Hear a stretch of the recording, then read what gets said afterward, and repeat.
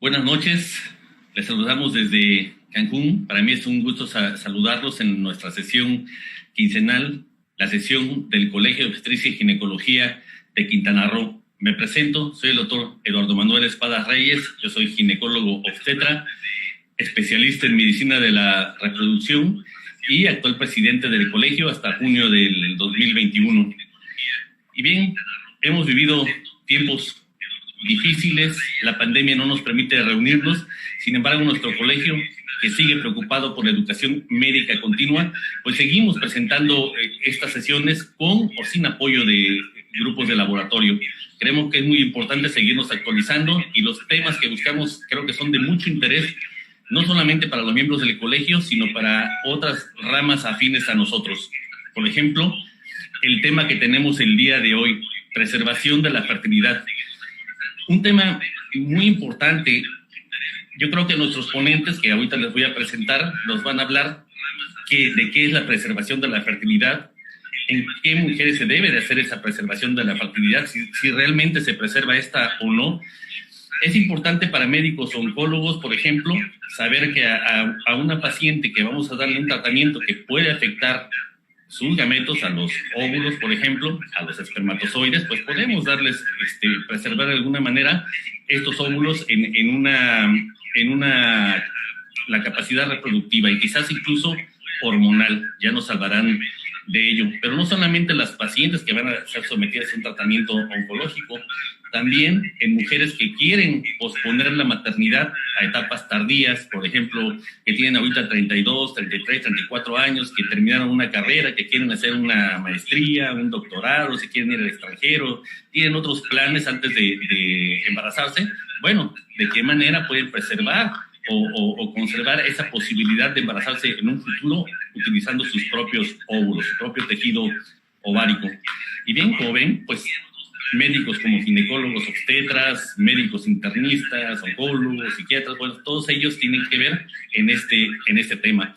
Por eso el día de hoy tenemos a tres verdaderos expertos en preservación de la fertilidad, en medicina de la reproducción, en oncología.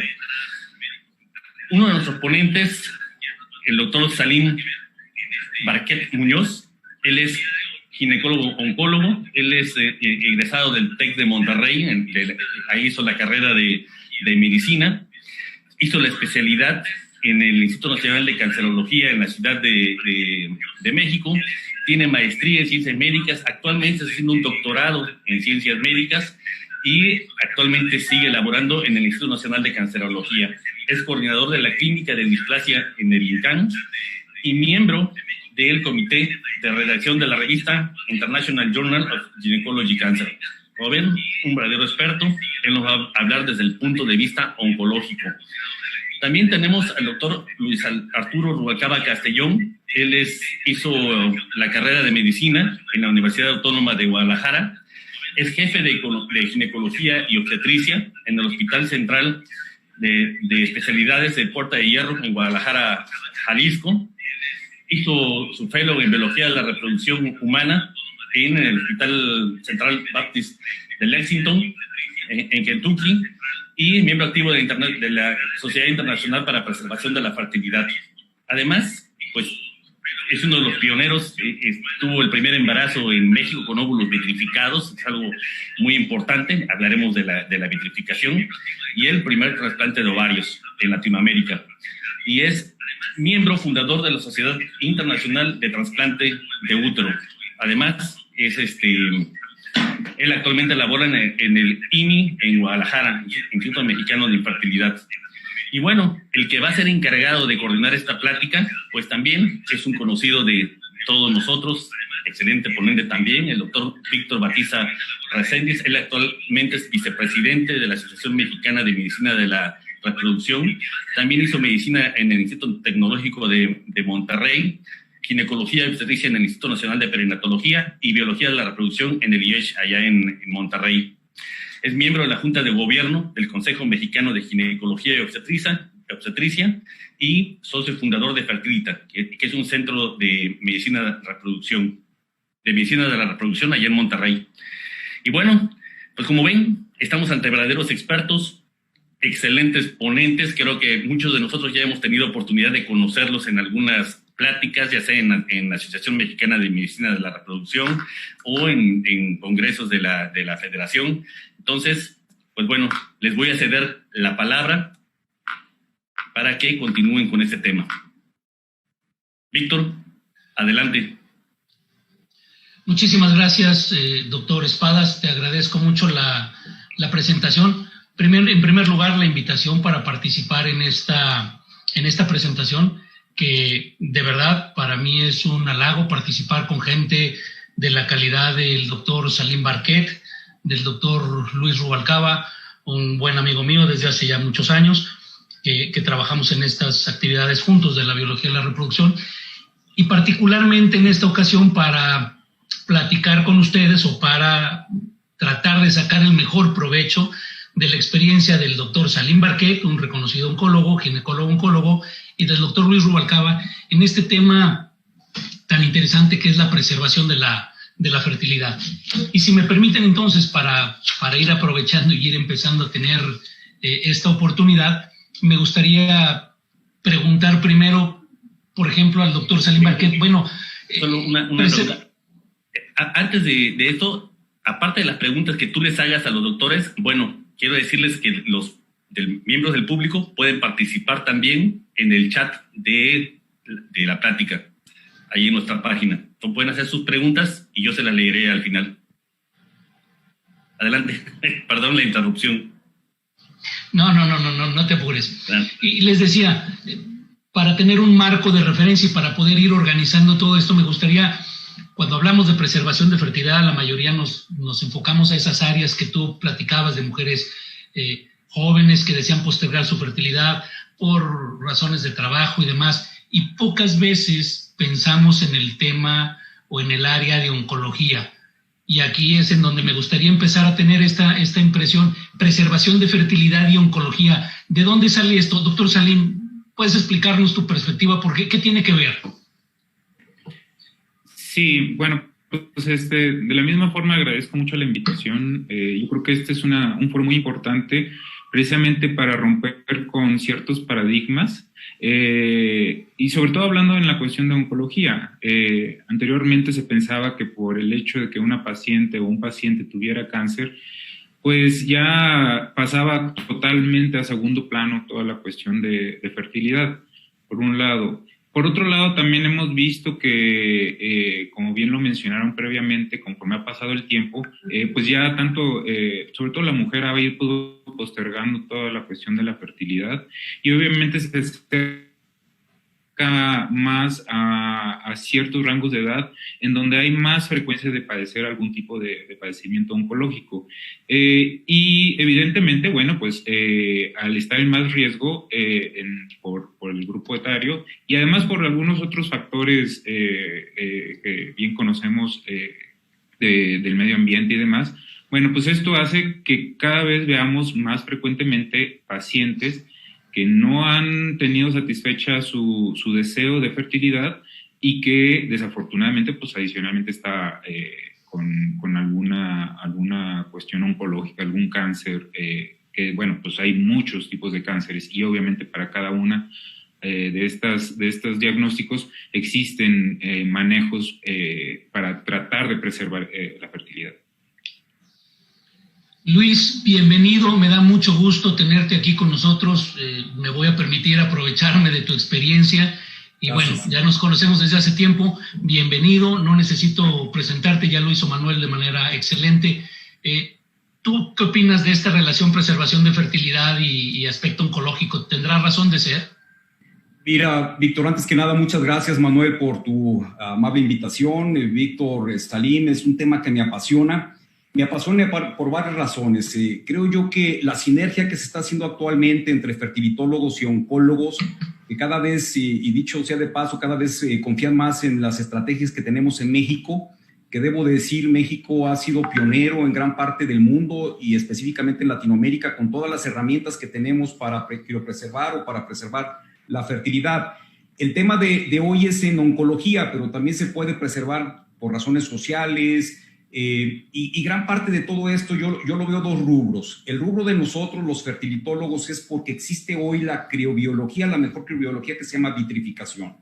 Anteriormente, una paciente en oncología que con la anuencia de los oncólogos, pues no tenía sino criopreservar embriones, que es un tema sumamente álgido desde el punto de vista ético, moral, político, social, pero era lo que daba la fase lenta, que era la diferencia entre fase lenta y vitrificación, que es lo que hoy hacemos en la mayoría del mundo, las técnicas de reproducción asistida y en preservación. Pues hoy podemos congelar óvulos. Y si podemos congelar óvulos, podemos congelar cualquier célula, tejido ovárico, podemos madurar in vitro ovocitos con la anuencia de los oncólogos, que para mí es fundamental. O sea, es un terreno que tenemos la puerta, que el oncólogo previa anuencia de saber qué paciente tiene un índice de sobrevida. Ese es por el lado del fertilitólogo. Por el lado del oncólogo, pues hoy por hoy se diagnostican a tempranas edades reproductivas, en el caso de la mujer, en el hombre, ¿por qué no decirlo también? En las niñas, en los niños, se tienen métodos más confiables para diagnosticar oportunamente. Y bueno, si socialmente hablando, como bien decía el doctor Salim, la mujer posterga a etapas no tan recomendables el primer embarazo desde el punto de vista de salud ginecológica, pues muchas de ellas todavía son nuligestas, no han tenido su paridad satisfecha, y si adquieren algún problema, por ejemplo, cáncer de mama, que es muy frecuente en México, endometrial, cervicuterino, ovárico o cualquier otro tipo de cáncer en la mujer, pues bueno, estamos muy a tiempo, siempre y cuando el oncólogo determine que es incipiente, para hacer una criopreservación, una estimulación gentil, con nuevos protocolos que me gustaría profundizar más adelante, de todas las herramientas en inducción de ovulación que tenemos. Pero bueno, es la comunicación. Yo creo que es algo que estábamos trabajando desde hace 15 o 16 años en México, pero no es sino hasta ahora que están haciendo los nuevos consensos de oncología, que te felicito, Víctor, por esa iniciativa junto con José Luis Castro, de unir a oncólogos y fertilitólogos para saber que tenemos estas herramientas, que los oncólogos sepan que tenemos estas herramientas y nosotros también tener la comunicación con los oncólogos, ¿no? Afortunadamente, la velocidad de pensamiento y de desarrollo de sus ideas de Luis van más allá de lo que podemos avanzar la mayoría de nosotros, y se nos va adelantando. Vamos a procurar tener una estructura para ir orientándonos conforme va, y estoy seguro que te vamos a dar la oportunidad, vas a tener la oportunidad de explicarnos estos protocolos que son definitivamente de suma importancia. Pero para irnos orientando, la mayoría de la gente está acostumbrado, la mayoría tenemos todavía la idea de que si es un tratamiento oncológico, tiene cáncer, se va a morir y hay que salvarla, todo lo demás no procede. Y en gente joven, pues la mayoría de los casos es igual. En la actualidad, el avance médico y tecnológico ha permitido que haya una mayor sobrevivencia en pacientes jóvenes que tienen cáncer, y que después tengamos estas pacientes en la consulta con nosotros. Salim, ¿de verdad hay tanto cáncer en mujeres jóvenes? ¿Qué tantas sobrevivientes de cáncer hay? Niñas sobrevivientes de cáncer que después llegan a la etapa reproductiva o con cáncer o siendo sobrevivientes de cáncer y con las secuelas de este tipo de tratamientos, porque a final de cuentas, en este caso, vamos a dejar de lado todo lo social, todas las otras indicaciones, y nos vamos a concentrar en lo oncológico. ¿En realidad hay tanta jovencita sobreviviente de cáncer o tantas mujeres jóvenes con cáncer?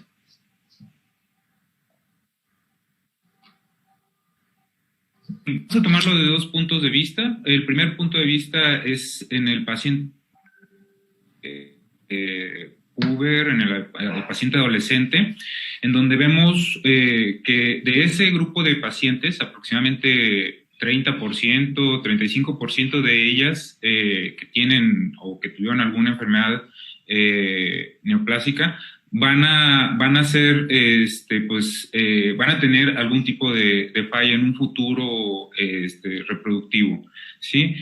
Básicamente son todas las pacientes que tienen alguna enfermedad hematológica, linfomas, leucemias, que es el grupo principal que afecta de enfermedades neoplásicas, que afecta a este grupo de pacientes.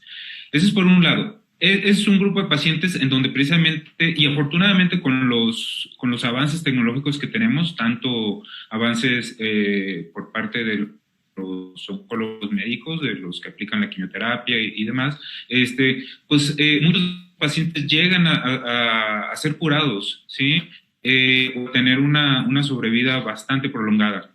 Entonces es un grupo de pacientes muy precisamente que tiene mucho riesgo de tener alguna alteración en su fertilidad y que van a llegar a una edad adulta y que obviamente no se van a poder embarazar. Ese es un grupo de pacientes. El otro grupo de pacientes que tenemos son pacientes que ya están en una edad reproductiva como tal, mayores de 20 años, mayores de 25 años, o inclusive que llegan a la edad de 40 años. Y que obviamente el tipo de neoplasias es diferente al grupo de adolescentes. Generalmente ya empezamos a ver en el grupo de pacientes mayores de 20 años cáncer de mama, cáncer cervicuterino, cáncer de tubo digestivo, cáncer de tiroides, y que son en ocasiones neoplasias que requieren algún otro tipo de manejo, como manejo quirúrgico o con radioterapia, y que cada uno de estos tipos de tratamientos llegan a tener también repercusión en su reproducción. Y Salim, quiero aprovechar para todos los ginecólogos generales y los biólogos de la reproducción, la mayoría que no estamos tan inmersos en este tema. Uno de los problemas es que, lo mencionaba Luis, siempre y cuando los oncólogos lo autoricen y lo permitan. Desde tu perspectiva, si solamente tomamos casos oncológicos, ¿cuál sería la paciente en general, independientemente del cáncer, a la cual podría ser candidata para preservar la fertilidad desde el punto de vista oncológico? Desde el punto de vista oncológico es que la enfermedad vaya a ser curable, por un lado. O sea, que tenga una alta probabilidad de que podamos quitar el tumor, obviamente tomando en cuenta que se puede preservar el órgano, tanto el útero como los ovarios, ¿sí? De preferencia el útero, digo, porque ya sin útero ahí sí ya es un poco más complicado.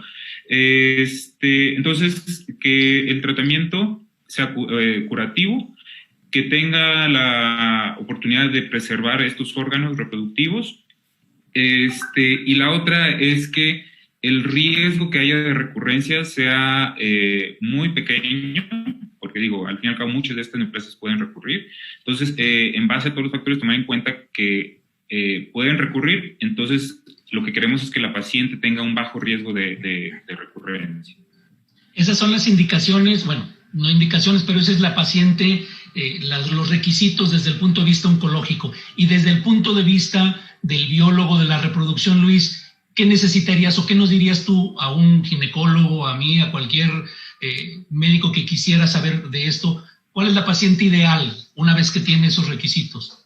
Bueno, evidentemente que tenga una edad reproductiva óptima. Sin embargo, podemos criopreservar, por ejemplo, me viene a la mente una mujer arriba de 38 años, en la cual a futuro podemos realizar diagnóstico genético preimplantatorio o PGTA para analizar que a futuro podemos transferir embriones euploides.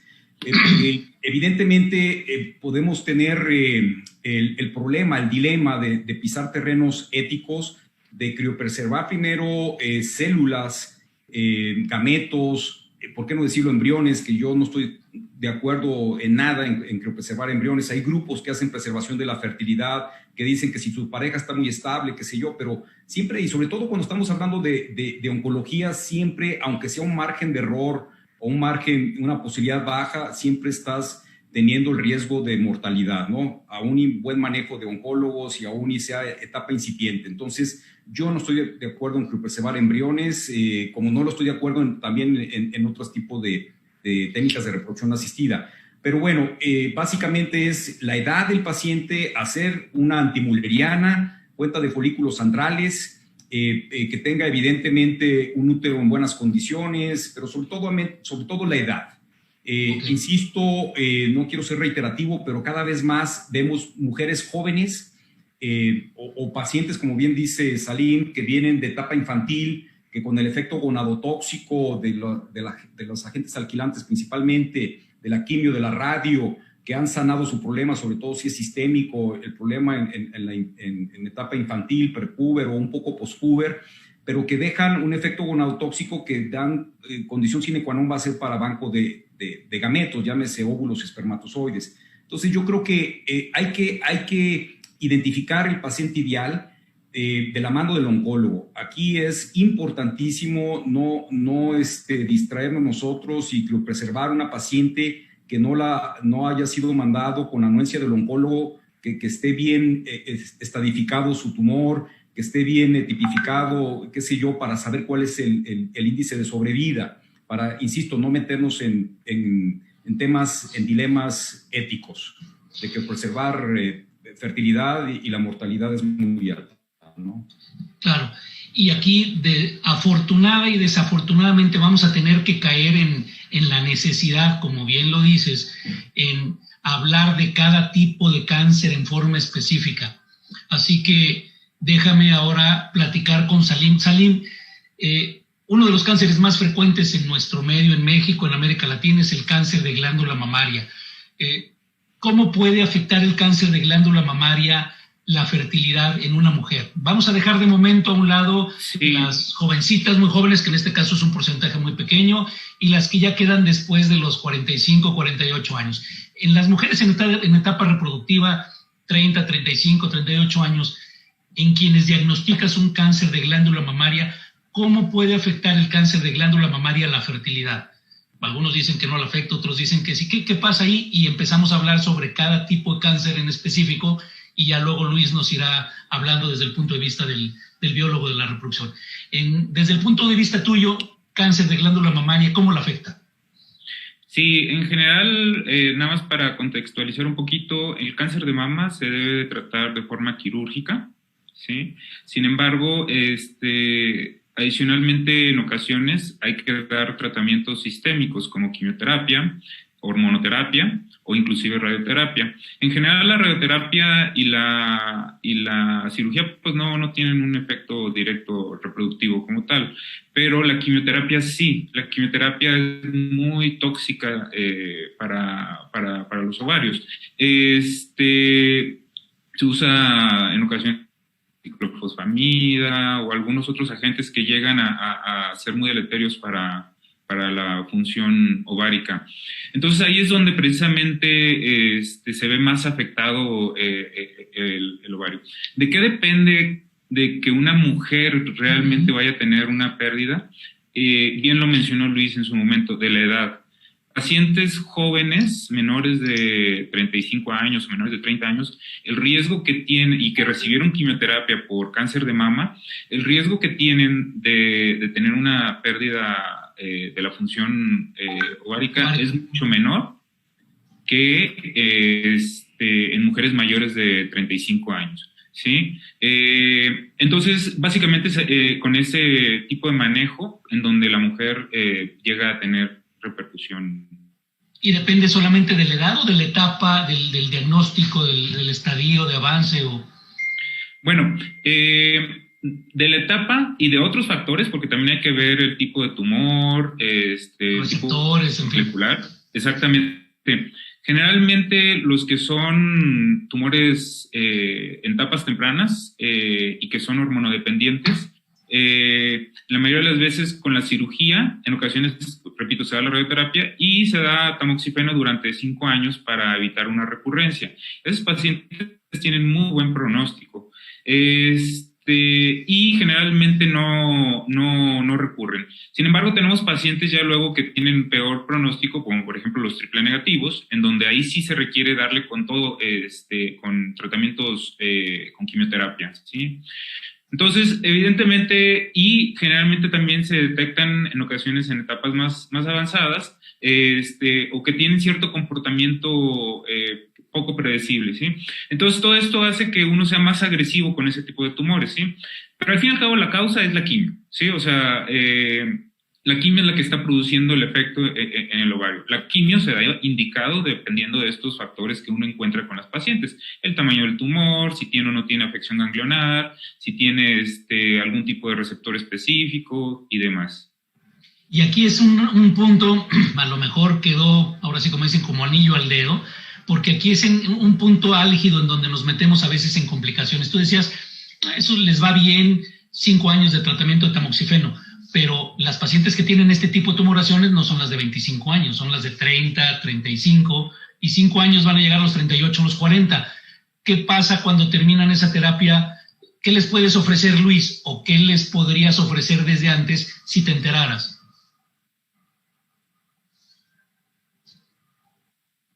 Está bloqueado tu micrófono, Luis. Perdóname, la comunicación con el oncólogo, creo que sea reiterativo con todo esto.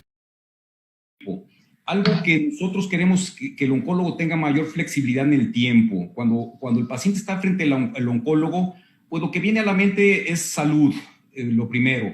Nadie...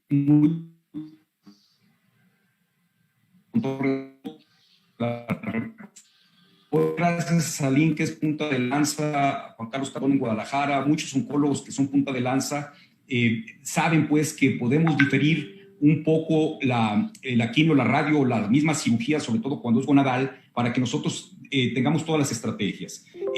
Importante es la comunicación con el oncólogo, si los receptores son triples negativos o si son positivos a estrógeno o a progesterona, para saber qué tipo de inducción vamos a utilizar en estos pacientes. Y hoy por hoy, insisto, los protocolos de estimulación ovárica son muy diferentes a los que aprendimos nosotros que iniciamos la reproducción hace 20, 25 años, donde teníamos que empezar la fase folicular. Y entonces imagínate si la paciente tenía el diagnóstico de cáncer y estaba en su día 5 o a la mitad de la fase folicular. Teníamos que esperar hasta el siguiente periodo para iniciar una inducción de ovulación, y ya estamos perdiendo prácticamente 2-3 semanas que son importantes para no diferir el tratamiento del oncólogo. Entonces, hoy por hoy puede ser los protocolos de Hakak Kadmak, un turco que está trabajando excelente con preservación de la fertilidad, que puede ser el día que iniciemos con protocolos en día 5 en fase folicular, en fase lútea, hacer duostin en fase folicular, en fase lútea, exprimir prácticamente el ovario para tener gametos. Pero también aquí viene a colación también el tema de congelar tejido ovárico. Debo decir que, bueno, las posibilidades de metástasis a nivel gonadal en un cáncer de mama son sumamente bajas, sobre todo si es un estadio bajo, ¿no? Entonces, conviene tener no solamente gametos, óvulos en este caso. Insisto, aunque tenga pareja estable en ese momento, la vitrificación es tan efectivo de ovocitos como de embriones. Entonces, no hay por qué fecundar y meterlos en dilema. Y a la vez tener la criopreservación de tejido ovárico vitrificándolo. Ya sabemos los trabajos de Sherman Silver, mucho mejor que con fase lenta, en supervivencia. Del mismo tejido ovárico puedes extraer óvulos metafase 1 o vesículas geminales y madurarlos en maduración in vitro para tener más herramienta de gametos. Entonces, esa comunicación, exprimir el ovario en poco tiempo y utilizar protocolos con inhibidores de aromatasa, con el mismo tamoxifen, para limitar el nivel suprafisiológico estrogénico que puede afectar sobre todo un cáncer de mama hormonodependiente, que esto aplica también en cáncer de endometrio. Entonces, tenemos la estrategia, maduración in vitro, congelar tejido ovárico y congelar gametos en un corto tiempo con anuencia del oncólogo. Sí, yo creo que quería comentar nada más algo que dijo Luis, que es muy importante, lo de la comunicación. Al fin y al cabo, lo ideal es que el paciente sea, por ejemplo, el paciente oncológico, cuando nosotros recibamos estos pacientes, y que la paciente tiene este deseo reproductivo, es desde un inicio mandarlo con los expertos, con los biólogos de la reproducción, para que precisamente creo yo que es mucho más fácil hacer todo desde un inicio, tenerlo bien planeado, a que ya el paciente ya fue tratado y pues quién sabe ahora cómo está su reserva ovárica y pues vamos a ver si se puede o no se puede y demás. Entonces yo creo que desde un inicio tener este equipo para que el paciente sea referido y que desde un inicio se esté haciendo su planeación tanto oncológica y a la misma par la planeación de reproducción, para tener un mejor pronóstico en la fertilidad del paciente. Y efectivamente, a final de cuentas, además de hablar de tratamientos específicos y protocolos específicos a los cuales vamos a llegar, una parte importante es, sí, la comunicación entre el oncólogo, el biólogo de la reproducción, pero no nada más entre el biólogo y el de la reproducción y el oncólogo. De hecho, a nivel institucional, Salim, tú nos puedes contar, existe todo un protocolo para manejar a este tipo de pacientes y no solamente se ven involucrados el oncólogo, médico, quirúrgico o el biólogo de la reproducción, sino el psicólogo y un grupo multidisciplinario que debe de manejar a este tipo de pacientes. Es así como se maneja, ¿cierto? Sí, efectivamente. De hecho, esa es la intención. Por ejemplo, en el instituto, pacientes jóvenes, menores de 35 años, menores de 40 años, que tienen un deseo reproductivo, se refieren a la clínica de preservación de fertilidad, en donde precisamente se les hace una asesoría de forma inicial para ver las posibilidades que tienen estos pacientes de poder preservar, por un lado, y también ver su pronóstico oncológico. Una vez que ya, a pesar de que en esa cita no se toma la decisión, porque se le dice, es una decisión que no nada más le vas a decir, quiero preservar ya, tienes que ir, bien como lo mencionaste, con el psicólogo, en donde va a haber algunos instrumentos que ellos van a hacer para ver también la factibilidad de su estado anímico, y ver si hay también la necesidad de meter algún tipo de intervención por parte de ellos, o bien canalizarlo con el psiquiatra, ver con los biólogos de la reproducción, con todo el equipo que ellos manejan, igual con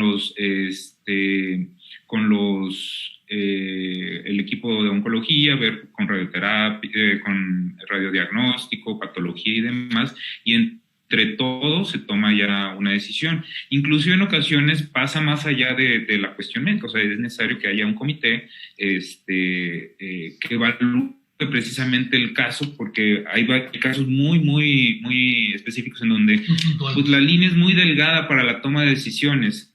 Entonces, y pues ya cae en dilemas éticos en donde precisamente requiere ya de gente que tiene más experiencia ya en cuestiones ya de dilemas como tal, dilemas médicos. Claro. Ahora bien, todo esto se hace en un comité, se toman múltiples decisiones, y si quisiéramos ahora aterrizar un poquito más, vamos a decir, ya tenemos una paciente que tiene el diagnóstico oncológico y desde mi punto de vista, ahorita me corregirán, podemos tener, así de manera quizás simplista, 3 alternativas. Debemos de iniciar un tratamiento, si queremos preservar la fertilidad, así de extrema urgencia, porque no tenemos más que 2 o 3 días. Un tratamiento en donde nos dan un poco más de tiempo, quizá 1 o 2 semanas, y otro tipo de diagnósticos oncológicos que nos permiten, a lo mejor 1, 2, 3 meses antes de que se inicie o se pueda iniciar el tratamiento oncológico. Si yo te pidiera, Luis, que nos explicaras en 2 o 3 palabras cada una de estas alternativas. Por ejemplo, en un tratamiento de extrema urgencia, ¿qué se puede hacer? Cuando tienes 2 o 3 días y te dice el oncólogo, me vale, el fin de semana la voy a operar, hagas lo que hagas. ¿Qué le puedes ofrecer a esa paciente? Ventilación de tejido ovárico, no hay duda, y me parece un punto de vista importante. O sea, por más urgencia que sea, el diagnóstico se hace en este momento, la metes a la laparoscopía, extraes una gónada, esa gónada la vitrificas, y quiero hacer mención, incluso, evidentemente no es el campo de nosotros, la oncología, Salim nos puede decir, pero en prepúberes y en pospúberes, en niñas, en extrema urgencia es congelar tejido ovárico, ¿sí? Ahorita nos vamos a las prepúberes. Esto no aplica en varones, donde ya se necesita el estímulo de eje, hipotálamo, hipófisis, gónada, donde ya haya espermatogénesis. Para congelar el extremo de las etapas en el hombre es muy complicado, prácticamente en ciencia experimental en prepúberes, y es muy fácil en pospúberes, donde una eyaculación y los espermas se pueden congelar hasta en el refrigerador. Sin salirnos del tema, porque sé que es más que nada oncológico, es extrema urgencia congelar tejido ovárico. Hoy quitas la gónada, una gónada, la fragmentas con la técnica de Sherman-Silver, que es lo que nos interesa, es la corteza del ovario, que están los folículos, donde viene la cohorte folicular, 1 milímetro por 10 por 10 por 10, que son los cortes, los fragmentos que él hace para posteriori, cuando el oncólogo nuevamente nos dé la anuencia de hacer el trasplante autólogo. Ojo, autólogo, porque en México está prohibido el heterólogo. No hay que confundirlos. El heterólogo solamente se puede dar en gemelas monocigóticas, donde el HLA prácticamente es el mismo, pero en autólogos es el mismo tejido del paciente, entonces no hay problema de inmunosupresión, como es en el trasplante del útero, que es una condición importante de realizar. Pero entonces, preservar tejido ovárico. Si tenemos un par de días, yo diría tal vez 2 semanas, meterla a hiperestimulación ovárica, con el protocolo de acuerdo al tipo de cáncer, si tiene receptores hormonales, porque sabemos que esa estimulación ovárica sea con el agente que ustedes quieran, vamos a elevar los niveles suprafisiológicos de estradiol que pueden tener impacto principalmente en mama y en endometrio. Oye, Luis, pero si estamos a la mitad del ciclo y nada más te dan 10 días, ¿qué haces? El protocolo HACAC, que es Random Stimulation, o sea, tú los puedes iniciar el día que tú quieras. Vuelvo al tema de que iniciamos en fase folicular, ahora puedes empezar en día 1, 2, 3, 5, 10, 20, lútea menstrual, y puedes obtener gametos en menos de 2 semanas o de repente en 10 días. Pero vuelvo a lo mismo, extrema urgencia, criopreservar tejido de corteza ovárica, tenemos media urgencia, inducción de ovulación y gametos a congelar. Con el tema que sabemos que la maduración in vitro en manos expertas, muy pocos centros en el mundo, no es los resultados replicables, pero se puede extraer óvulos de la corteza ovárica que vas a vitrificar en vesícula germinal, metafase 1, insisto, o incluso en metafase 2 si estás cerca del periodo preovulatorio, para tener herramienta de gametos en el tanque de nitrógeno y tener más utensilios. Lo que me parece también muy importante, que para mucha gente es polémico, es el uso del análogo de la GnRH para meter a una quiescencia al ovario, para promover sustancias antiapoptóticas que van a hacer que esta gónada, incluso el testículo también, tenga a través de la molécula esfingosina 1-fosfato una protección al agente nocivo con la quimioterapia. Esto es muy polémico para mucha gente. A mí me quedó muy claro con un trabajo de Seth Blumenfeld, que lo metes, generalmente son protocolos que van de 6 meses y muchos de ellos son en etapa infantil o en pospúberes, pero también en cáncer de mama, en otro tipo de agente oncológico que va a ser sometido a un insulto con la quimio o la radioterapia. Entonces, yo he visto en estudios comparativos que les va un poquito mejor con el análogo. Hay gente que dice que no sirve de nada, pero bueno, de repente uno se va a dormir tranquilo cuando ofrece más estrategias para preservar la fertilidad de nuestros pacientes, ¿no? Muy bien. Ahora, ya que comentabas este aspecto que también podemos tardarnos aquí, incluso hacer un congreso completo, en niñas, en prepúberes, en preadolescentes, hablando de ese tipo de problemas, Salim, ¿qué nos puedes decir tú desde el punto de vista oncológico, cáncer en prepúberes en México? ¿Sí existe? Digo, nosotros como ginecólogos a lo mejor no nos damos tanto cuenta. ¿Tú qué nos cuentas de eso? Sí, pues digo, lo estamos escuchando actualmente en las noticias frecuentemente, que pues no tienen quimio los pacientes pediátricos, ¿verdad? Sí existe, ¿sí? Y la mayoría de las veces son, como lo comenté, neoplasias hematológicas, son leucemias, son linfomas, no tanto, eso ya es un poquito más en adolescentes, ¿sí? Entonces, sí se ve. Y algo que no sabemos precisamente, digo, en general en la comunidad médica y mucho menos en la población general, porque no lo piensa uno, es que en un futuro, obviamente, estos tratamientos oncológicos van a tener repercusión en estos pacientes, en su cuestión reproductiva, exactamente. Entonces, sí es algo frecuente, y el principal agente que hace un detrimento en la fertilidad en estos pacientes es la quimioterapia. Sí, son agentes alquilantes que precisamente lo que hacen es depletar completamente todo el conteo folicular de estas niñas, y también en varones, como bien lo mencionó Luis, o sea, en los varones también pues tienen problemas posteriormente en sus gónadas por la quimioterapia. Hay un grupo por ahí de neoplasias que requieren también radioterapia a pelvis o inclusive al sistema nervioso central, ¿sí? Entonces, pues también ahí se ve afectada también su reproducción, sobre todo si está ahí pues en la pituitaria, que pues, bien saben ustedes que pues, es parte del eje. Entonces, que creo, bueno, hasta donde creo este grupo de pacientes hasta cierto punto, bueno, pues son un poquito más salvables desde el aspecto reproductivo, ¿verdad? Pero definitivamente digo, pues todo lo que son las leucemias, la quimio es lo que les va a causar problemas. Y ya Luis nos contaba que en las niñas, en la premenarquia, una alternativa que es casi como si fuera la de urgencia, bueno, quitar la gónada y preservar la gónada y demás. Pero Luis, además, siempre está a la vanguardia en investigación y demás. ¿Qué nos puedes decir? Es algo que se lee, que se escucha, los hidrogeles con folículos encapsulados, Luis, o alguna otra alternativa aparte de castrarla, quitarle un ovario, los ovarios y congelarlos.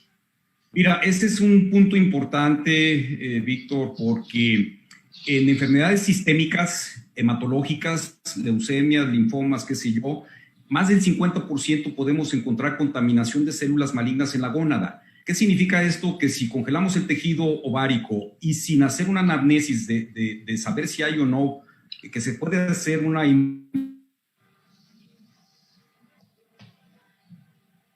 disección enzimática para determinados estroma, células malignas de leucemia, de linfoma, qué sé yo, a futuro se puede hacer una disección y aislar los folículos primarios, hacer ovarios artificiales como lo hace el doctor Jacques Donnet en Bruselas, en Bélgica, con nuestra amiga Cristiana Morín, que es excelente para esta situación que es ciencia experimental. Esto no hay que confundirnos, es algo que a futuro va a funcionar, igual que los trabajos de Teresa Woodruff en Chicago, de hacer aislamiento de folículos primarios, quitando las células que están contaminadas porque estamos acarreando una tejido gonadal, en este caso la corteza, con contaminación de células malignas, y a posteriori se puede hacer el trasplante de esas células foliculares en hidrogeles o en matrix, haciendo una especie de un ovario artificial. Esto, insisto, es ciencia experimental, pero hay trabajos en ciencia animal que puede ser algo importante. Entonces, no confundirnos. En etapa infantil, muchos de los tratamientos a criopreservar es en enfermedades hematológicas donde hay contaminación de la gónada, analizar mediante inmunohistoquímica, porque mandamos un segmento con el patólogo para ver si hay contaminación de ese tejido que vamos a criopreservar. Incluso el mismo grupo de Jacques Donnet lo que hace es en un ratón knockout, es otro fragmento que se va a analizar, se puede trasplantar en un ratón knockout para ver la evolución de estas células malignas en un xenografting, un xenotrasplante, y poder saber si tienes el riesgo a futuro de transmitir esas células malignas. Entonces, y claro, esto es muy importante porque uno habla muy bonito de la criopreservación del tejido ovárico, pero tenemos que estar ciertos de que no vamos a perpetuar un problema futuro. ¿De qué sirve entonces que los oncólogos con excelentes tratamientos sanen su problema en etapa infantil y a futuro estamos trasplantando células malignas y lejos de embarazarse, pues pueden tener problemas, ¿no? Entonces, la disección enzimática, el ovario artificial, bueno, tantas cosas, stem cell, células madre, y bueno, tal vez después podemos platicar un poquito de activar el ovario, como lo hace Katsuhiro Kawamura, en personas que ya han sido sometidas a quimio, a radio y ya están prácticamente en falla ovárica prematura, que también es otra estrategia. Evidentemente ya tuvieron el insulto de la quimio, de la radio, y eso tiene fragmentaciones en el DNA ovocitario o espermático en el caso del varón, ¿no? Regresamos ahora a eso. Nada más aclárame o acláranos un poquito para poder cambiar a otro tópico. Bueno, y en niños prepúberes, para que nos quede muy claro, ¿qué se hace hoy? ¿Qué se puede hacer? No se hace nada, Víctor. Se ha tratado, se ha hecho trasplantes de células seminales, todo ha quedado en ciencia experimental. O sea, la congelación del tejido gonadal, en este caso testicular, para hacer un trasplante a futuro deja mucho que desear. Lo único que hay son células madre, que también es ciencia experimental. Todo lo que propone Shinya Yamanaka con las inducidas pluripotenciales stem cells para hacer banco de gametos, que también suena a ciencia ficción, pero esto, claro que los lineamientos a futuro pueden darse. Esa es la única frustración de nosotros que hacemos preservación de la fertilidad. Todavía los niños. El problema principal son los varones prepúberes. Insisto, y lo más difícil, varón prepúber, lo más sencillo, varón postpúber. Claro. La mujer tenemos todas las herramientas. Prepúberes, postpúberes, hacer inmunohistoquímica, disensión enzimática, maduración in vitro de óvulos, gonadoprotección con el análogo de la gen de RH. Histeropexia, por ahí quedé yo sorprendido de un trabajo de los brasileños que dicho sea de paso, son un grupo muy fuerte en el mundo, También han hecho ya trasplante de útero, con excelentes resultados, de donadora con muerte cerebral, donde levantan el útero con los mismos principios de Max Bryson del trasplante uterino por una paciente joven que a los 23 años, les invito a que vean ese paper impresionante, hacen una histeropexia, jalando las uterinas, poniendo el cervix a través de la cicatriz umbilical para que tenga sus sangrados catameniales cada mes, mientras que es sometida a radioterapia intracavitaria por un adenocarcinoma de colon, en donde evidentemente iba a afectar también al aparato reproductor femenino,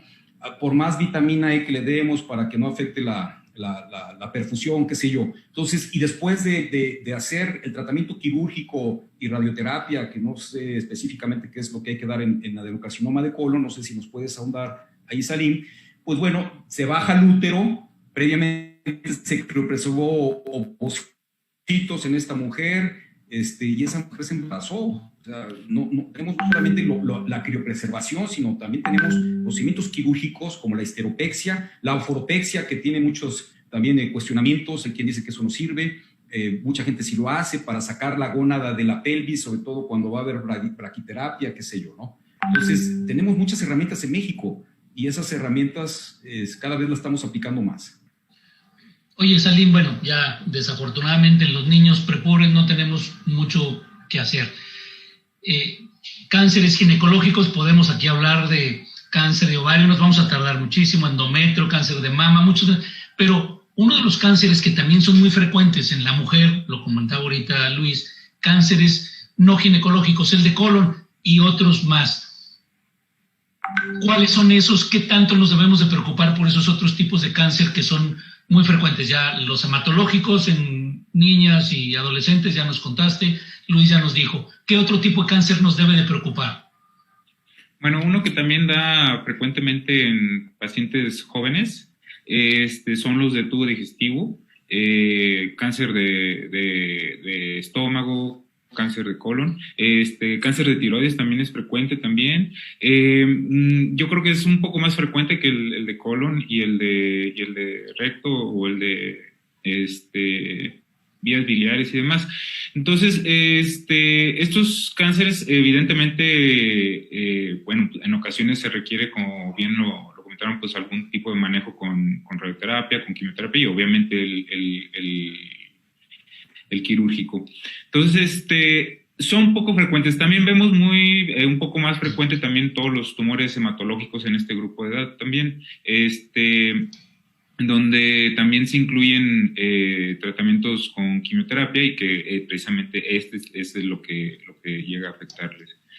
Sí, de ahí en fuera, lo más frecuente que se detecta en edad reproductiva, sin contar los tumores hematológicos, es definitivamente los tumores ginecológicos y el cáncer de mama. O sea, lo que es tumores de ovario, incluyendo los tumores germinales, los tumores, uno que otro epitelial, que afortunadamente para los tumores germinales no es necesario ser tan agresivo con los órganos pélvicos.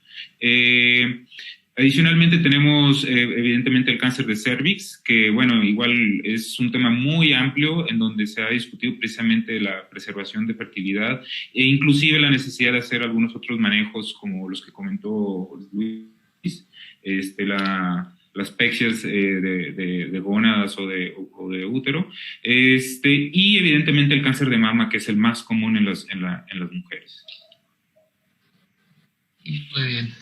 Luis, ¿algún comentario antes de cambiar de tema? O antes de cambiar de área general, porque ahorita uno de los aspectos que también son muy importantes, ya después llegaremos a lo ético, y que en nuestro mundo globalizado cada vez es más frecuente y con cada vez mayor frecuencia vamos a tener que estarnos protegiendo y cuidando de eso, es el aspecto legal. Una jovencita recibe un tratamiento oncológico, no se le habla de preservación de la fertilidad y en un futuro tiene una queja. Desde el punto de vista legal, ¿estamos llegando a eso o todavía no, Salim? Aquí en México, no. Hay dos razones, básicamente. Uno es que todavía la mujer se embaraza a edades tempranas. Digo, obviamente sí hay un grupo de mujeres que sí posterga sus embarazos, ¿verdad? Pero igual la mayoría de las mujeres siguen siendo mujeres que se embarazan en edades 20 años o incluso en adolescentes, ¿verdad? Entonces son pocas las mujeres que llegan precisamente a necesitar de esta preservación de fertilidad en México. ¿Sí? No es justificación para decir que no se les deba dar información. Digo, para eso son estos foros, para que el médico tenga esa información y diga, ¿sabes qué? Sí se puede preservar fertilidad, ¿sí?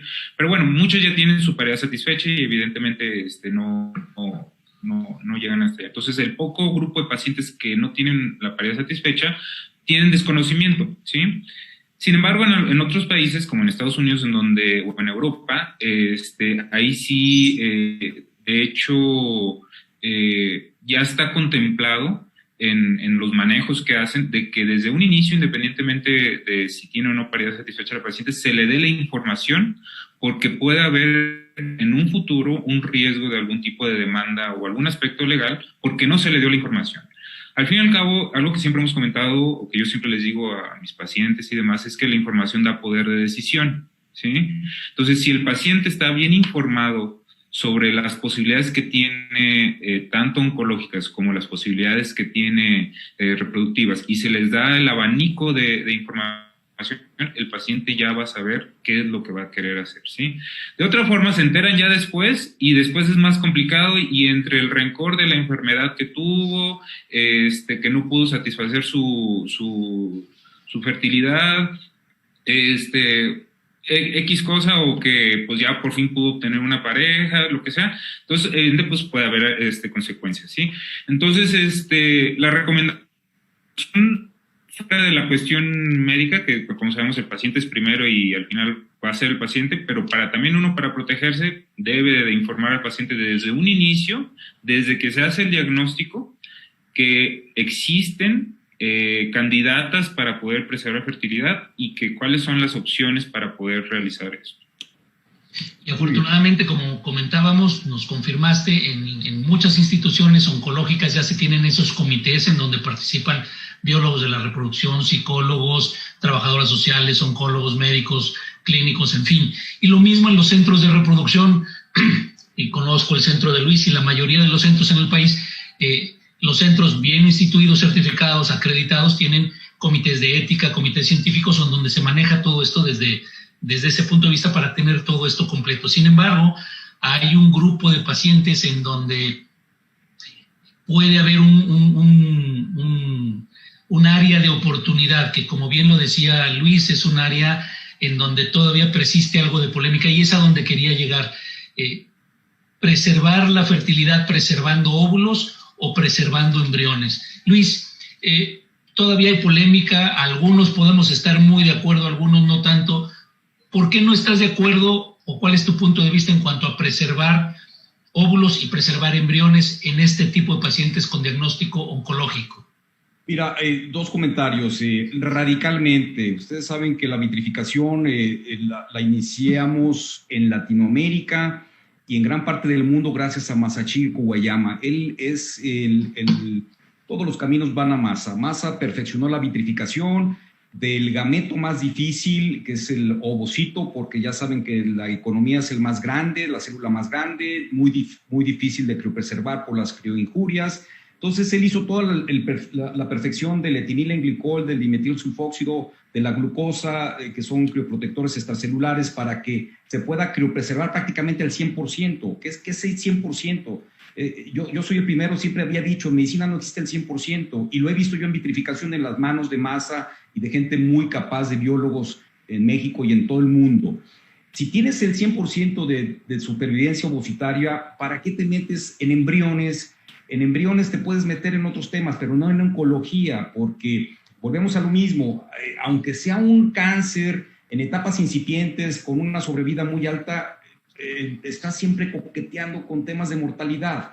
Y si se llega a un tema de mortalidad y tienes que preservar embriones, te vas a meter en una polémica tremenda, ética, moral, social, política, de toda índole. Entonces no hay diferencias significativas. Si no existiera la vitrificación, y para nosotros los fertilitólogos ya sabíamos que antes existía la fase lenta, Con la fase lenta los embriones eran muy crioestables y no los ovocitos.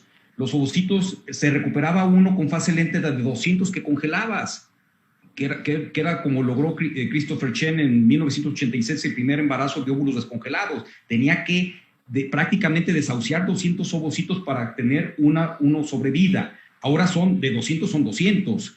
Y esto te permite entonces de tener esa herramienta ahí para poder ofrecer el 100% de tasa de recuperación a posteriori. Pero viene otro tema importante, no solamente es lo legal con el oncólogo, que mi punto de vista es que si las normas de los americanos, de la ASCO, de los europeos, viene ya un segmento ahí de criopreservación de la fertilidad, pues yo creo que estaría muy bueno que en México también esté estas guías, ¿no? Pero también de nuestro lado, nosotros no vamos a criopreservar N números de ovocitos, tenemos que ser muy claros, y yo sé que entienden para dónde voy. Imagínate una paciente que viene con cáncer, que ya la libró, venció el cáncer. El oncólogo nos dice, adelante doctores, y le criopreservaste nada gametos. No, hay que ver, claro, el factor masculino también, no todo es mujer, no todos secundan, no todos desarrollan buenos blastocistos. Nuestro laboratorio, nuestro compromiso con fertilitólogos es tener un control de calidad, que tengamos un índice de formación de blastocisto muy bueno, arriba del 50%, para que le podamos dar esa oportunidad, porque imagínate entonces, una paciente venció el cáncer, y nosotros de repente congelamos 3 gametos y nomás tuvimos un embrión y ese embrión te da no más del 30% de tasa de embarazo en fecundación in vitro, pues le estás dando un porcentaje muy bajo. Entonces, ¿como para qué hiciste la preservación la preservación de la fertilidad? Entonces, por eso es importante la comunicación con el oncólogo. A ver, Salim, ¿cuánto tiempo me das con esta paciente? Te doy un mes, ok. Nos damos a la tarea de hacer fase folicular, duo-stinco en fase lútea, random start, y exprimir el ovario para tener por lo menos unos 8 a 10 gametos en mujeres menos de 38 años. Hay quien dice menos de 38. 6 a 8. Entonces, 8, 10, entre más es mejor, claro, para tener mayor posibilidad de estadística futuro de tener la meta que es un embarazo. Si no, ¿de qué sirvió tanto esfuerzo oncológico, quimio, radio, que sobrevida buena, que recidivas, qué sé yo? Y después nosotros los fertilitólogos no damos una buena expectativa. Entonces, también eso puede revertirse a nosotros. A mí, la verdad que el tema oncológico tratamos de manejarlo de una manera muy pulcra para que el paciente esté bien informado, la cantidad de óvulos a criopreservar, y no solamente en oncología, también en social, pero social es otro rollo. O sea, mujeres que van a diferir fertilidad, pues bueno, como que no impacta tanto en una mujer que ha vencido el cáncer, ¿no? Y bueno, además son temas diferentes. Las indicaciones no oncológicas, indicaciones no médicas, todo lo social, la conceptualización sexual diferente, todo eso desafortunadamente nos va a llevar mucho tiempo. Si ustedes están de acuerdo, llevamos prácticamente 1 hora, me gustaría ahora seguirlos aprovechando, pero contestando preguntas del público, porque estoy seguro que el público ha estado haciendo preguntas, y con este marco de referencia general que hemos dado, podemos ahora aclarar dudas específicas del público. Le voy a pedir al doctor Manuel Espadas, él ha estado monitoreando las preguntas del público, entonces le voy a pedir que nos haga favor de contarnos si existen estas para poder contestarlas, porque si no, aquí estoy seguro que si nos ponemos a platicar de detalles y aspectos muy puntuales, vamos a irnos aquí otras 3-4 horas con Salim y con Luis, así que vamos a contestar algo del público. Doctor Espadas.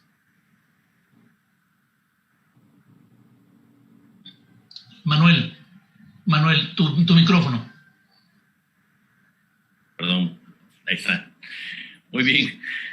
Una de las preguntas que nos hacen del público es, ¿en nuestro país hay algún hospital público que haga criopreservación en pacientes oncológicos? Que haga esta preservación de tejido ovárico, óvulos, en fin. Ha habido varios intentos de hacer ese tipo de, pues, como de bancos para la preservación. Se ha intentado con el Instituto Nacional de Perinatología. Ellos han avanzado mucho en la logística que se utiliza para precisamente poder enviarles pacientes y que obviamente se puedan criopreservar. Tengo entendido que el ISSSTE también lo ha estado intentando, ¿sí? No sé si en algún otro lugar del país, pero al menos en la Ciudad de México, al menos Secretaría de Salud y el ISSSTE sé que lo hacen. El 20 de noviembre y el Instituto Nacional de Perinatología con ustedes, pero también, corrígeme si estoy en lo cierto o estoy equivocado, parece que también ha habido referencias de hospitales públicos a centros de reproducción privados tratando de ofrecer esta opción en pacientes en casos muy específicos. Exactamente. Al fin y al cabo, ¿cómo lo hacemos nosotros? En el instituto lo que hacemos es hacer la evaluación, hacemos la evaluación oncológica, me refiero. Se hace todo esto en un comité o en una unidad funcional que le llamamos nosotros, donde están todos los médicos, se toma la decisión, se habla con la paciente. Sí, algo que hemos batallado es la cuestión económica. Digo, Luis, yo sé que a ti dices que no debería haber ese problema, pero bueno, como quiera lo seguimos. Digo, ya poco a poco lo hemos resuelto, pero seguimos ahí topándonos un poquito con pared. Entonces se le plantea al paciente, ¿sabes qué? Tienes opción para poder ir a una clínica de reproducción. Puedes ir al Instituto Nacional de Perinatología, digo nosotros porque estamos en Secretaría de Salud, o bien si tienes el recurso también puedes ir a alguna clínica privada. Y ya en la clínica privada, ya el paciente, dependiendo ya de su economía, también de cuestiones de trayectos, porque a veces son pacientes que están en otros estados y que obviamente dices, es que pues prefiero verlo con mi biólogo de la reproducción que está en Puebla o en algún otro lugar, porque me va a salir más económico. Entonces ya se pone en contacto uno con la clínica de biología de la reproducción para estar acordes con todo el proceso, ¿sí? Pero en primera instancia pues, se les recomienda ir con el Instituto Nacional de Perinatología. Y yo creo que quizá una de las posibles rutas que estaba siguiendo esta pregunta es porque hay muchos pacientes que no necesariamente tienen los recursos suficientes para ir a un centro privado. Y déjenme decirles que tengo la agradable experiencia, no solamente con el centro, con el Instituto Mexicano de Infertilidad, con otros centros, pero en mucho con Luis. Él tiene la buena disposición de cualquier paciente, cualquier lugar del país, si tiene la necesidad de ayuda, incluso de prestarles la ayuda con recursos muy reducidos para ayudarles y ya después se platicarán las cosas, pero les presta la ayuda para poder atender a esas pacientes. Luis, explícanos un poco más de eso, porque a mí me parece muy interesante que lo sepan, que existen varios centros en el país, pero tú que eres el que estás aquí en este momento presente, cuéntanos qué haces en tu clínica con ese tipo de pacientes que te pueden referir. Si yo te mando una paciente sin muchos recursos. Sí, los apoyamos radicalmente. Estoy convencido, parece que es un tema elitista, pero no lo es. Son procedimientos que los criotec o el utensilio abierto para criopreservar ovocitos, el cryotissue para criopreservar el tejido de la corteza ovárica, puede ser lo que genere un poquito más de gasto. O sea, son procedimientos que a lo mejor, si ya tenemos que hablar de cuestiones económicas, no rebasan los 10,000, 15,000 pesos, imagínate.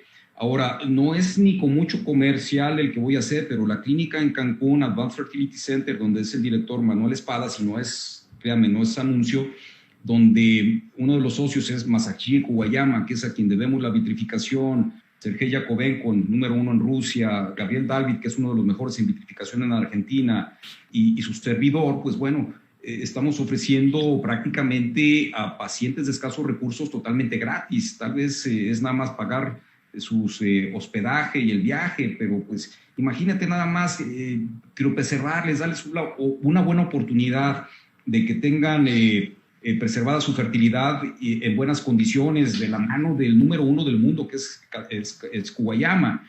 Pero también es importante mencionar que puede ser en cualquier centro de los muy buenos que hay actualmente en México, un biólogo actual y de la mano de Kuwayama, porque ustedes saben que hemos hecho muchos workshops, que hemos traído primero a Kuwayama y ahora ya viene cada 2-3 meses a Cancún. Entonces, él ha ilustrado a todos los biólogos, no solamente de México, de gran parte del mundo, su técnica la cual es replicable, ¿no? Así como la maduración in vitro que mencionaba yo anteriormente. Entonces, los biólogos, prácticamente todo, un buen biólogo te sabe vitrificar ovocitos, pero no saben vitrificar tejido ovárico. Ese es el punto de diferencia, que tampoco es tan complicado, pero no es más que hacer workshop y trabajar. Y yo creo que yo abogo, que aunque no me salga un poquito del tema, en hacer una interacción entre el sector público y el privado. Nosotros, la mayoría de las pacientes que hemos criopreservado en oncología son en medio privado, pero no debe ser así. O sea, imagínense la cantidad de pacientes que hay actualmente en el sector público que están siendo prácticamente sometidas a quimio y a radio y no se les da esa oportunidad. Entonces, no sé, digo, de repente aquí con Salim, con la gente del INPER, con la gente del 20 de noviembre, con Alfredo Góngora, que nos ha dado foro, con la gente de nutrición, para poder apoyar nosotros que tenemos un poquito más de experiencia con esto, que insisto, es sumamente fácil hacer esto de la criopreservación de tejido y de gametos. El trasplante a futuro de tejido ovárico es muy fácil, pero hay que tener todo. Imagínense ustedes, el primer trasplante que hicimos nosotros de fase lenta, fue una mexicana que en París con un cáncer cervicouterino la trataron, acabaron con el cáncer, la mandaron acá a México sabiendo que nosotros teníamos el entrenamiento con Jack Donés y con Sherman Silver. Hicimos fase lenta, y la fase lenta, la longevidad de ese tejido de la corteza también tiene que ver mucho. No se compara la vitrificación que Sherman ha demostrado, ha publicado, que con un solo trasplante ha tenido hasta 3 embarazos, y con la fase lenta la crioinjuria de ese tejido te da una longevidad reducida de ese tejido para que tengas cuando mucho un embarazo. Entonces, el trasplante es de lo más sencillo con la técnica de Jack Donés, un poquito más complejo porque es con microcirugía con la técnica de Sherman Silver, pero es muy sencillo. Entonces, no es más que hacer workshops, interactuar con el sector público, que es donde está el volumen impresionante de pacientes en oncología y en etapas reproductivas todavía óptimas para que se puedan embarazar, ¿no? Y créanme, no es oneroso, es muy accesible. Entiendo yo, bueno, no es un programa prioritario para el gobierno de México, y menos ahorita, donde la reproducción no es la finalidad, sino es la anticoncepción. Entonces tenemos que estar peleando para demostrar que la reproducción también es muy importante, y en este caso la preservación de la fertilidad. Entonces entiendo yo que en el sector público la gente que administra todos esos grandes hospitales pues dice, bueno, primero no reproducción, ¿para qué tenemos reproducción asistida?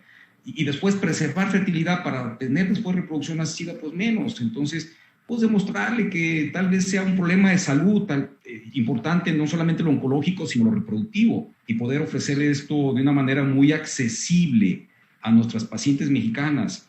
La interacción que tiene, por ejemplo, Sherman en Estados Unidos es impresionante. Recibe pacientes de todos los oncólogos en Estados Unidos, porque él publica y ha hecho mucha dinámica, sobre todo con los demócratas desde Barack Obama, y tiene foro importante, ha demostrado, y es lo que a mí me gustaría hacerlo en México, el que tengamos esa interacción y que no es nada oneroso y no se ocupa equipar con aparatos de última generación los laboratorios de fecundación in vitro. Es nada más un tanque de nitrógeno, medios de vitrificación, CryoTissue o Cryotech si vamos a vitrificar ovocitos, y párale de contar. O sea, no se ocupa un laboratorio de fecundación in vitro, lo que ya habíamos mencionado. Entonces, pues de repente sentarnos con los directores de estos grandes hospitales, hacerles ver esas estrategias que funcionan bien, y la verdad que en México, pues bueno, yo ahorita estoy muy contento porque estamos cada vez viendo más pacientes. Cuando inicié la preservación en el 2004, que recordarás, Víctor, desde entonces yo te decía hay que hacer estudios multicéntricos, multidisciplinarios, y tú me decías, no sé si de alguna manera irónica, pero me decías, Luis, esto no es tan rápido como tú piensas, y tenías toda la razón. Hasta ahora, en el 2018, ahora recientemente que se hizo este consenso, 2019, en Mazatlán, es cuando hay un repunte importante en preservación de la fertilidad con aspecto oncológico. Fue en el 2018, y precisamente la idea no es pelearnos con el gobierno. Ya sabemos que va a costar mucho trabajo hacerlo ahí. Lo que necesitamos hacer es lo que se está haciendo ahorita con iniciativas como el Consenso de Preservación allí en Mazatlán, pero también con iniciativas como esta del Colegio de Quintana Roo, en donde el doctor Manuel Espadas nos hace favor de abrir este foro para que alguien como Salim, con una perspectiva oncológica, pero además desde el punto de vista institucional, con un biólogo de la reproducción como tú, con un punto de vista de un centro de reproducción privado, puedan compartir estos puntos de vista para que todos nos enteremos y empecemos a darle foro. Esto se va a ir replicando poco a poco. Se está empezando a tener un directorio de las sociedades, de las agrupaciones oncológicas de reproducción, la Asociación Mexicana de Medicina de la Reproducción, para empezar a interactuar, para empezar a difundir estos foros, no solamente en las sesiones mensuales de los colegios, sino en muchos otros foros, y tratar de difundirlo y que esto esté al alcance de todos, en centros privados y eventualmente también en centros públicos, como en el INPER, que hay estas opciones, y en el INGAN, en donde está Salim, que como ya nos platicaba ahorita, han avanzado. Parece que es poco el tener no es un paso muy grande el tener esos equipos multidisciplinarios, pero créanme, Salim no me dejará mentir, desde el punto de vista institucional es un logro grandísimo el tener ya esos grupos multidisciplinarios donde ya está perfectamente bien definido quién interactúa con quién, trabajo social, psicólogos, biólogos de la reproducción, oncólogos. Vamos avanzando, pero vamos a tener que hacerlo en forma metódica para que esto en verdad vaya avanzando. Y así lo vamos a planear, lo hemos visto, lo hemos platicado con Salim, se va a hacer un segundo consenso para seguir avanzando en esto. Lo hemos visto contigo, se han hecho o se están instituyendo comisiones temporales en la Asociación Mexicana de Medicina de la Reproducción para tener el registro, para tener investigación, estudios multicéntricos en donde seguramente se incluirá esto. En fin, relaciones con Asia, en donde tú estás en esa comisión temporal. Estamos buscando que se empiece a trabajar en forma más ordenada y metódica para poder tener todo esto y ofrecérselo a la mujer mexicana. Entonces, en conclusión, desde mi punto de vista, tenemos ahora un arsenal y una cantidad de alternativas mucho más amplia que la que teníamos hace 10 años para ofrecer a estas mujeres que tienen problemas oncológicos independientemente de la edad, para preservar su fertilidad. Ya nos ha dicho Salim cuáles son las mujeres ideales, las que son jóvenes, con buenas posibilidades de sobrevida, un tratamiento que va a ser curable. Tú nos has dicho, mujeres importa mucho la edad, una evaluación completa de su reserva ovárica, como nos las explicaste, y una estimulación acorde al tipo de cáncer que tiene, siempre estando de acuerdo con el oncólogo. Entonces hay que buscar esta comunicación con el oncólogo para poder tener buenos resultados. Eduardo, ¿alguna otra pregunta, alguna otra cosa que nos pudiera ayudar a responder? Sí, hicieron otra pregunta.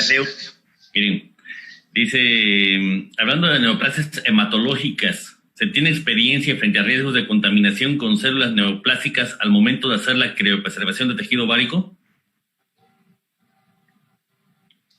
Bueno, Manuel, ya lo comenté yo.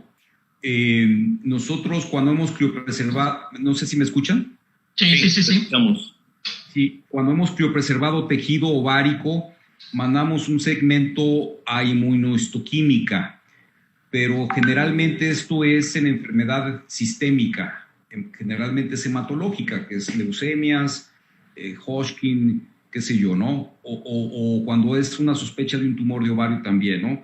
Se manda a histopatología y se manda a inmunohistoquímica para discernir si estamos criopreservando células malignas.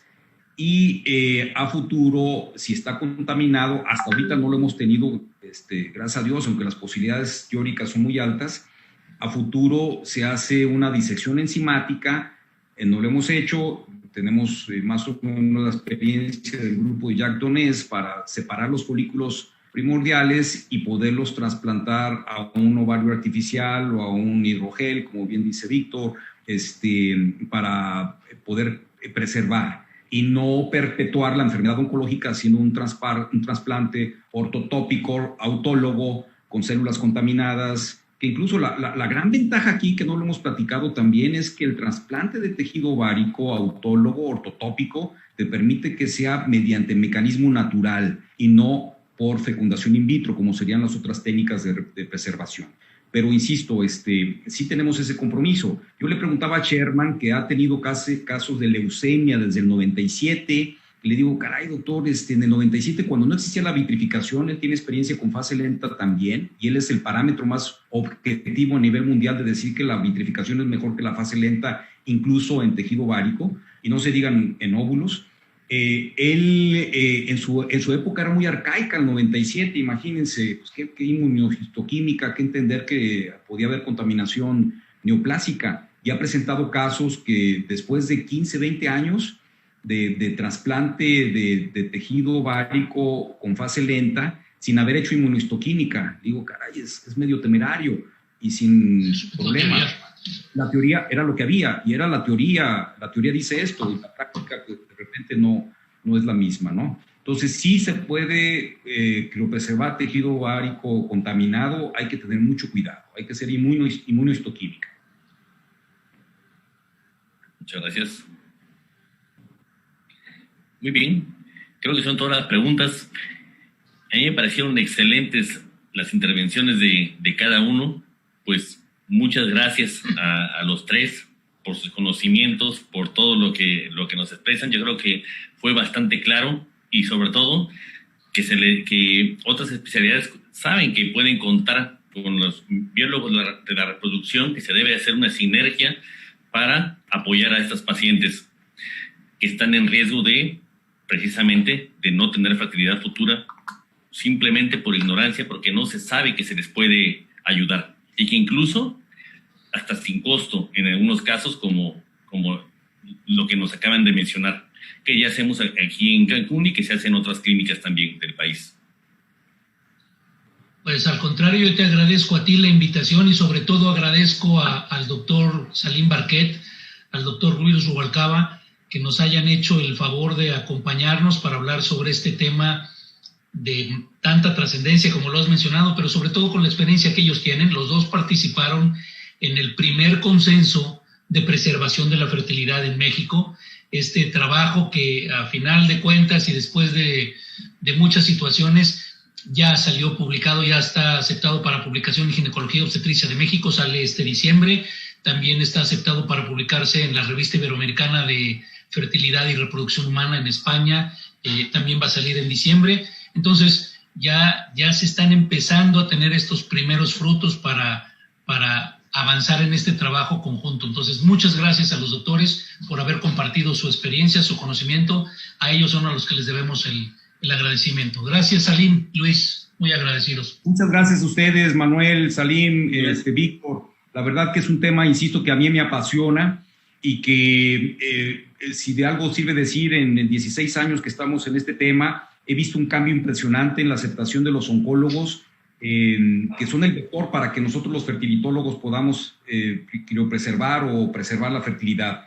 Todo es a raíz de esos consensos, a raíz de entender que no solamente es el tratamiento oncológico, que dicho sea de paso es de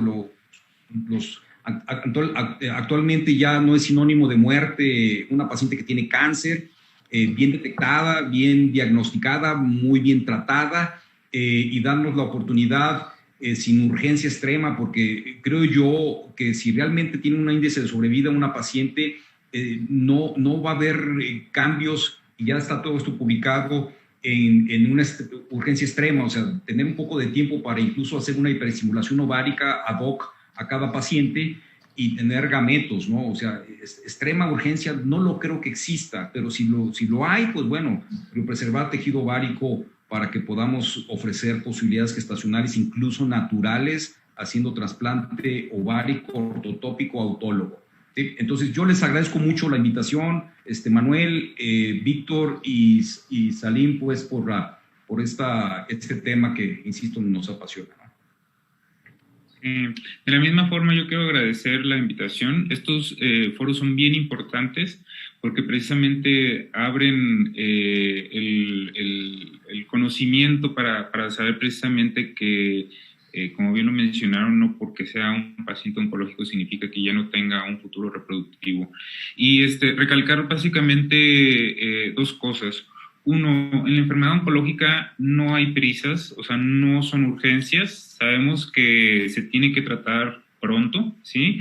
Pero es mejor tratarlo bien, o sea, tener bien identificados los problemas, el diagnóstico y en base a eso tomar decisiones. Es muy raro que se requiera un manejo inmediato de días, ¿sí? Una que otra neoplasia hematológica lo requiere, pero en general el gran bonche de neoplasias malignas no requieren un manejo inmediato de semana o 2 semanas, inclusive se puede uno esperar hasta 4 semanas o hasta 6 semanas mientras se hace toda la evaluación y demás. Otra cosa que quiero recalcar es que en México ya tenemos la tecnología, tenemos los conocimientos y tenemos la gente y los médicos que son capaces de realizar preservación de fertilidad. Lo único que nos falta es pues, ponernos de acuerdo entre nosotros para poder hacer que los pacientes tengan este beneficio. Entonces, agradezco nuevamente porque estos foros son los que van a permitir que se haga esta comunicación y que podamos aprovechar entre todas las especialidades lo mejor para estos pacientes. Muchas gracias. Muchas gracias. Quiero saludarles, un abrazo fuerte. Igualmente, en la distancia. saludos a todos. Platicamos. Gracias, Salim, Luis, Manuel, encantado. Luego. Buenas noches, hasta luego.